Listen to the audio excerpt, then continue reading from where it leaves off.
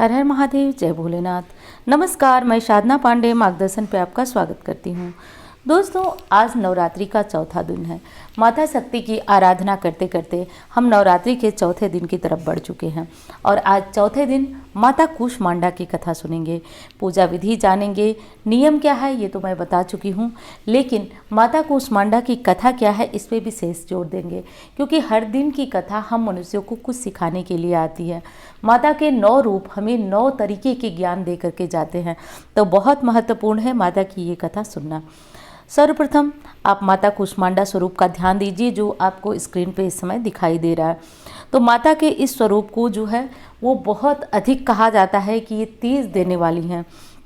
इनकी पूजा उपासना से व्यक्ति के अंदर तेज की वृद्धि होती है और बहुत ज़्यादा आवश्यक है कि माता के इस स्वरूप से हम खुद के अंदर तेज महसूस करें, क्योंकि बहुत अधिक यदि डिप्रेशन में व्यक्ति है, परेशानी में है, तो इस देवी की पूजा करने से व्यक्ति की सभी समस्याएं दूर हो जाती हैं। नवरात्रि के चौथे दिन देवी कूष्मांडा को माता के रूप में पूजा जाता है।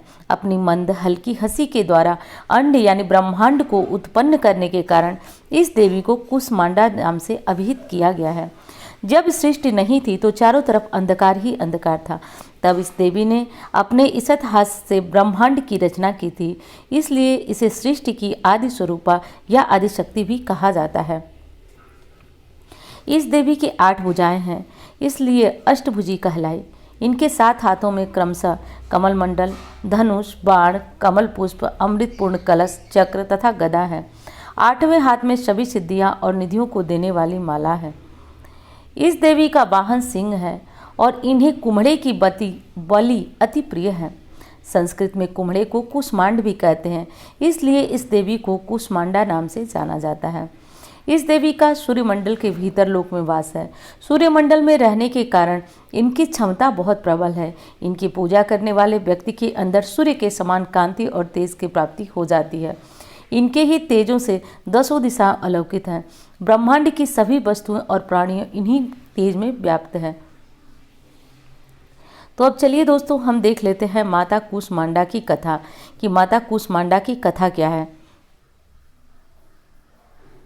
दोस्तों, कहा जाता है कि माता कूष्मांडा माता का वह स्वरूप है जब माता ने भगवान भोलेनाथ से अपने उनको मन वांछित वर के रूप में भोलेनाथ ने उन्हें स्वीकार किया और कुमार कार्तिकेय से होने से पूर्व जो माता का यह स्वरूप था वो कूष्मांडा स्वरूप कहलाया।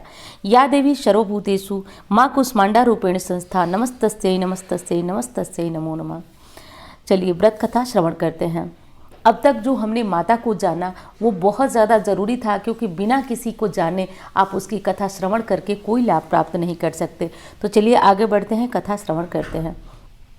सनातन शास्त्रों में निहित है कि चिरकाल में त्रिदेव ने सृष्टि की रचना करने की कल्पना की। उस समय समस्त ब्रह्मांड में अंधेरा छाया हुआ था। पूरा ब्रह्मांड स्तब्ध था। इसमें न कोई राग था, न कोई ध्वनि थी, केवल सन्नाटा पसरा हुआ था। उस समय त्रिदेव ने जगत जननी आदिशक्ति माँ दुर्गा से सहायता ली। जगत जननी आदिशक्ति माँ दुर्गा के चौथे स्वरूप माँ कूष्मांडा ने तत्क्षण ब्रह्मांड की रचना की। कहते हैं कि ब्रह्मांड की रचना माँ कूष्मांडा ने अपनी मंद मुस्कान से की। माँ के मुखमंडल पर फैली मंद मुस्कान से समस्त ब्रह्मांड प्रकाशवान हो उठा। ब्रह्मांड की रचना अपनी मुस्कान से करने के चलते जगत जननी आदिशक्ति को माँ कूष्मांडा कहा गया है।